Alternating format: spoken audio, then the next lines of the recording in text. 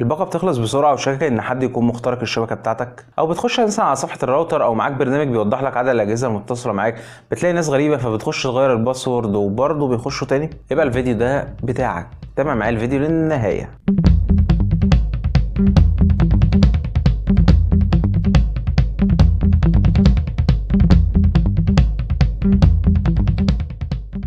السلام عليكم، ازيكم عاملين ايه؟ يا رب دايما تكونوا بخير. معاكم محمد سمير من قناه ابو يونس. كتير من الناس بتواجه مشكله ان الباقه بتاعتها بتخلص بسرعه جدا، مع ان الاستخدام هو بيلاقي ان في ناس مثلا بتخش على الشبكه بتاعته، بيبقى معاه مثلا برنامج، او بيخش على صفحه الراوتر يلاقي ان في اجهزه غريبه داخله على صفحه الراوتر بتاعه او مش داخله على الانترنت بتاعه، بيغير الباسورد وبرده بيلاقي الناس بتخش تاني. وده لان في برامج كتير دلوقتي انتشرت بتعمل هاكينج على شبكات الواي فاي. حذرنا كتير من النقطة دي وقلنا ازاي نأمن الشبكة في اكتر من مرة.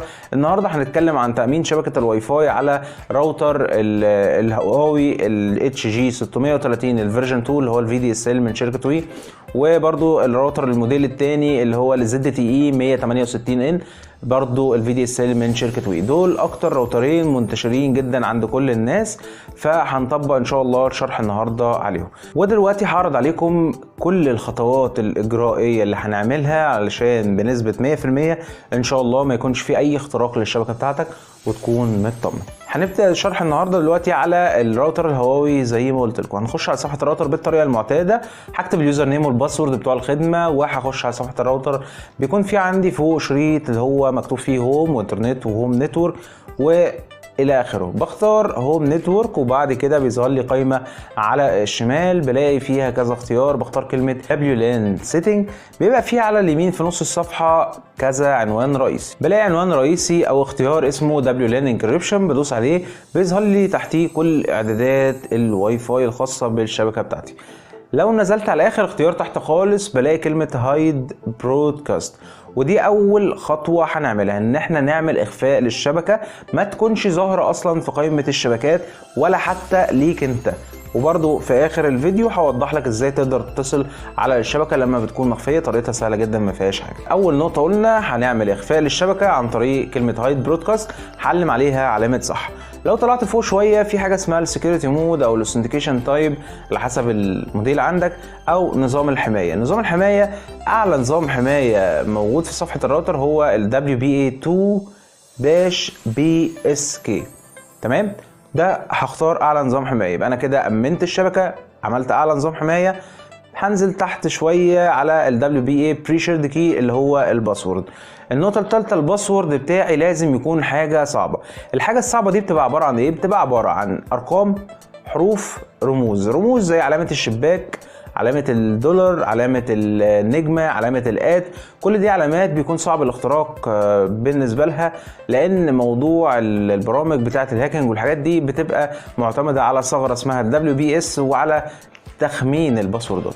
فأنا لو هعمل الباسورد بتاعي عبارة عن أرقام وحروف اسم مثلا او حاجه، وقبليهم وبعديهم رموز، علامه الشباك او علامه النجمه، الحاجات دي هيبقى انا كده عملت لغايه دلوقتي كل حاجه ان انا اامن بيها الشبكه بتاعتي. ده كده الحاجات العاديه، الحاجات اللي اي راوتر لازم يكون معمول فيها النقطه دي.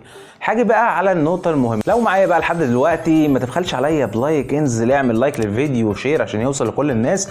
وما تنساش لو انت اول مره تشوف فيديو عندي من القناه يا ريت تنزل تعمل اشتراك عشان تزيد عائلتنا فرد جديد. ما زي ما قلت لك دلوقتي ان البرامج بتاعه اختراق الشبكات بتعتمد على ثغره اسمها ال WPS. طيب انا بقى مش عايز اخلي البرنامج ده ايا كان بقى شبكتي ظاهره مش ظاهره، انا عايز اريح دماغي، اامن الشبكه بتاعتي مليون في الميه ان انا محدش يقدر يخترقني. فانا لازم اقفل الثغره بتاعه ال WPS دي، تمام، بحيث ان اي برنامج هيجي يشوف الشبكه بتاعتي حتى لو هي ظاهره يبقى ملهوش صلاحيه ان هو يخش على الشبكه بتاعتي. اقفل منين بقى ال WLAN او ال WPS ده؟ بيبقى في قائمه كده على الشمال اسمها ال WLAN setting، في تحتيها WLAN access، بدوس عليها وبعد كده باجي على اليمين في نص الصفحه بلاقي WLAN WPS، بشيل من عليها علامه الصح بحيث ان انا الغي التفعيل بتاعها تماما. وبعد ما بشيل من عليها علامه الصح بنزل تحت على اليمين بدوس على سيف او ابلود. هيجي لك رساله سبميتنج كده بان هو بيسيف يعني الاعدادات اللي انت عملتها، هتستنى شويه وبس خلاص.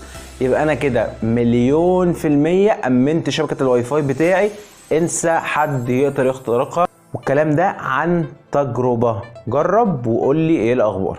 اما بقى لو عندك الراوتر الزد تي اي ال 168 ان، فطريقته هتكون شبيهه ولكن مختلفه حاجه بسيطه. خش معايا كده على صفحه الراوتر، هتلاقي في فوق شريط مكتوب هوم انترنت لوكال نتورك. هدوس على كلمه لوكال نتورك، وبعد كده هروح على القائمه اللي على الشمال هلاقي فيها كلمه دبليو لان. هدوس على دبليو لان، بعد كده هاجي على اليمين في نص الصفحه هلاقي عنوان رئيسي اسمه دبليو لان اس اس اي دي كونفيجريشن. هدوس عليه هيظهر لي كل اختيارات او اعدادات الواي فاي اللي انا عايزها، من اسم الشبكه للباسورد لنظام الحمايه. اسم الشبكه هتلاقيه غالبا اول سطر، تحتيه على طول هتلاقي فيه كلمه هايد برودكاست او اس اس اي دي هايد على حسب اللي مكتوب عندك يعني السوفت وير. فهي بتكون اوف ان الشبكه دي بتكون ظاهره، فانا هخليها اون ان انا عايز اعمل الشبكه دي مخفيه. دي اول نقطه.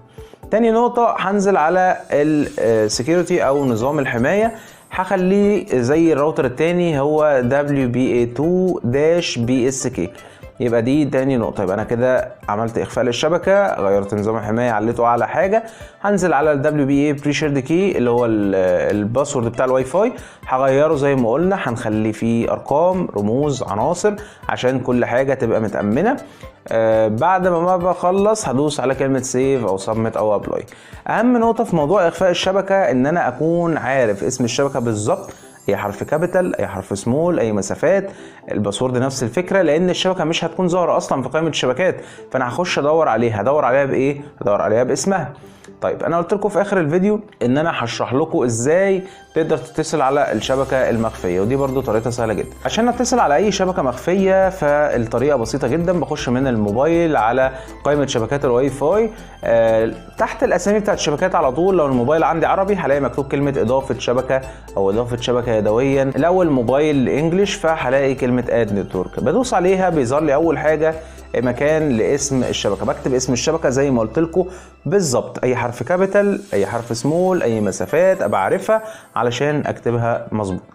بعد ما بكتب اسم الشبكه بيبقى عندي تحتيه على طول في كلمه سكيورتي او الحمايه او الامان، بلاقيها نون او لا شيء. بلاقي سهم صغير كده جنبيها، بختار الاختيار اللي هو WPA2 BSK.